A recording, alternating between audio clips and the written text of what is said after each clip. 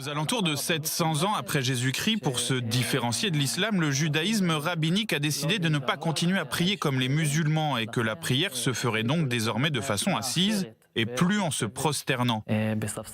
Oui, vous avez bien entendu. La prosternation n'est pas venue par l'islam. La prosternation est un commandement de la Torah. Alors dans cette vidéo, nous allons vous démontrer avec des versets à l'appui où nous trouvons ces commandements de la part de l'Éternel qui demande à son peuple de se prosterner devant lui quand on vient l'adorer. Merci de nous suivre dans notre vidéo. Shalom. Quand le judaïsme rabbinique a décidé de ne plus continuer à prier en se prosternant parce que l'islam serait venu, heureusement qu'il y a deux branches du judaïsme ancien, bien sûr, qui ont conservé la façon de prière en se prosternant. Alors, il y a la prière des Kabbashites que nous sommes, et il y a également la prière des Juifs karaïtes. Les karaïtes se prosternent devant l'Éternel dans la prière. Et également les Kabbashites, aussi une branche du judaïsme ancien, aussi commence la prière par les ablutions et la prosternation face contre terre. Et l'islam, bien sûr, qui prie aussi en se prosternant. Alors, nous allons commencer dans notre étude à vous fournir les versets où l'Éternel recommande de se prosterner devant lui. Bien sûr, nous ne pouvons pas parler de la prière de prosternation sans auparavant parler des ablutions. Comme la Torah l'ordonne dans Exode, le chapitre 30, le verset 17, et dit, l'Éternel parla à Moshe et dit, tu feras une cuve d'airain avec sa base d'airain pour les ablutions. Tu la placeras entre la tente d'assignation et l'autel, et tu y mettras de l'eau, avec laquelle Aaron et ses fils se laveront les mains et les pieds. Lorsqu'ils entreront dans la tente d'assignation, ils se laveront avec cette eau, afin qu'ils ne meurent point. Et aussi lorsqu'ils s'approchent de l'autel pour faire le service et pour offrir des sacrifices à l'Éternel. Ils se laveront les mains et les pieds afin qu'ils ne meurent point. Ce sera une loi perpétuelle pour Aaron et ses fils et pour leurs descendants. Moshe obéit à cette prescription, bien sûr, comme l'Éternel l'a ordonné. Mais pour certains, cette prescription était pour Aaron et ses fils uniquement. Mais là, c'est faux. Parce que nous trouvons dans d'autres passages où beaucoup de personnes se purifient avant la prière. Et le roi David disait dans Psaume le 26, le verset 6, et dit, je lave mes mains en signe d'innocence et je fais le tour de ton autel, ô Éternel. Et nous voyons également dans Actes le chapitre 21, le verset 24, les apôtres vont donner un conseil à l'apôtre Paul afin qu'il puisse se purifier avec les croyants pour faire le sacrifice. Parce qu'il était accusé d'avoir prêché contre la Torah de Moshe. Alors, quand il est venu, les disciples, les apôtres vont lui dire, prends avec toi ces hommes-là, purifie-toi avec eux et pourvois à leurs dépenses afin qu'ils se rasent la tête et ainsi tous sauront que ce qu'ils ont entendu dire sur ton compte est faux, mais que toi aussi, tu te conduis en observateur de la Torah. Et bien sûr, au verset 26, la parole nous dit, alors Paul prit ses hommes, se purifia et entra le lendemain dans le temple avec eux pour annoncer quel jour la purification serait accomplie et l'offrande présentée pour chacun d'eux. Alors on voit dans ce passage que l'apôtre Paul va suivre le conseil des apôtres. Il prend ces 4 hommes qui ont fait le vœu du Naziria et ils vont tous ensemble effectuer la purification, bien sûr. Quand ils ont fini, l'apôtre Paul a continué à faire son sacrifice dans le temple. Et pour cela, il va même donner une recommandation aux croyants dans le livre d'Hébreux. Dans le Nouveau Testament, Hébreux, chapitre 10, verset 22, voilà ce qui est recommandé. Approchons-nous avec un cœur sincère dans la plénitude de la foi, les cœurs purifiés d'une mauvaise conscience et le corps lavé d'une eau pure. La parole nous demande de nous approcher de l'Éternel, non seulement avec un cœur sincère, avec la foi, avec le cœur qui est purifié, mais aussi le corps qui doit être lavé avec de l'eau pure.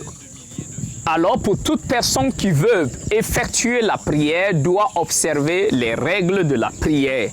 Car la parole dit dans Proverbe 28, le verset 9, « Celui qui détourne l'oreille pour ne pas prêter attention à la loi, sa prière même est une abomination. » Alors, prier sans respecter les conditions données par l'Éternel, ta prière passera devant lui comme une abomination.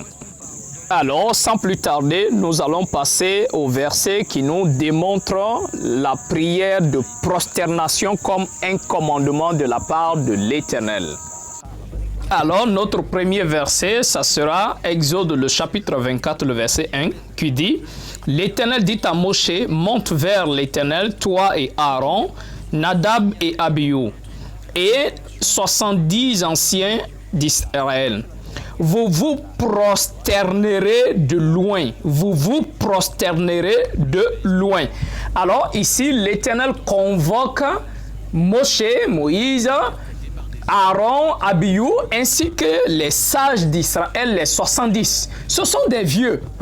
Mais devant l'Éternel, l'Éternel ne voit pas l'âge qu'ils ont. Malgré que ils sont vieux, mais ils n'ont quand même pas les problèmes de genoux. Et en plus, notez bien que c'est dans un désert. Sur la montagne, il y a des pierres. Mais l'Éternel les demande quand même à ces vieux-là de se prosterner de loin devant lui. Alors, la prosternation, l'Éternel l'impose comme un commandement. Alors, nous devons respecter cela. Alors, un autre passage assez important, c'est Deutéronome, le chapitre 26, le verset 10, qui nous dit « Maintenant, voici, j'apporte les prémices des fruits du sol que tu m'as donnés, ô Éternel.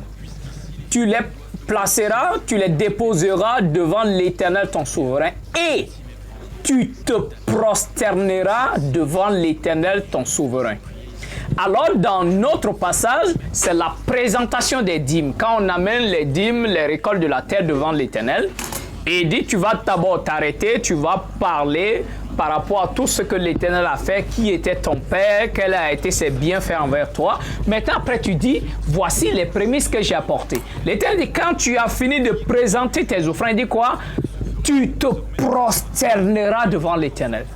Tu te prosterneras, c'est aussi simple.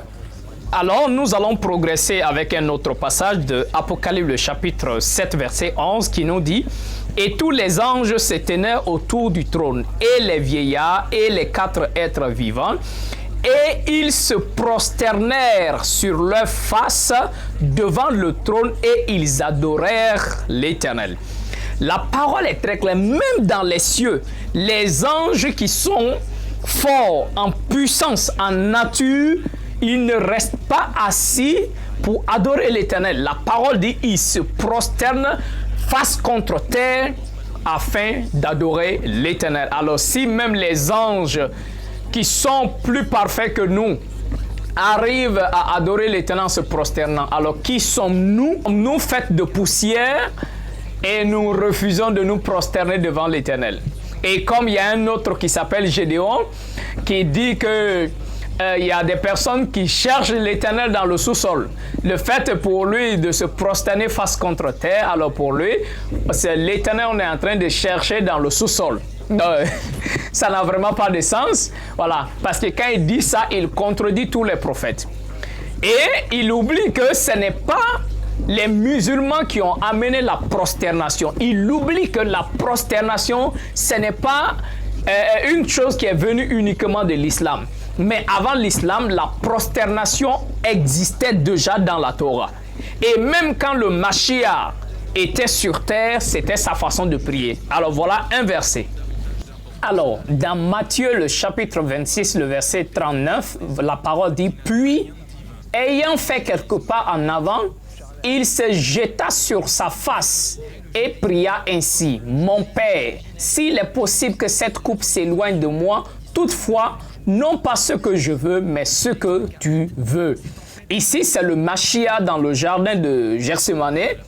Il sait que son heure est arrivée. Alors, qu'est-ce qui se passe? Il va prier avec ses disciples. Quand ils arrivent dans le jardin, il dit à ses disciples, restez là, moi je vais prier. Alors, maintenant, la parole nous dit que le Mashiach a fait quelques pas en avant et il s'est jeté sur sa face. Ok? Il s'est jeté sur sa face afin de faire quoi? De prier l'Éternel. C'est jeter sur sa face. Ça, c'est le Mashiach qu'ils appellent Jésus. Voilà sa façon de prier. Alors, la prosternation est un commandement. Que l'Éternel nous donne la bonne compréhension de ses écrits et que nous puissions nous convertir totalement à lui. Les Kabbashites, qui sont une branche du judaïsme ancien, il y a aussi les juifs karaïtes qui se prosternent face contre terre et plus tard les musulmans sont venus aussi avec la prosternation. Mais c'est seulement les chrétiens qui ont rejeté tout cela et ils continuent à s'asseoir sur leur fauteuil. Merci de nous suivre attentivement. Que l'Éternel vous bénisse. C'était le Rabbi Moshe. Shalom.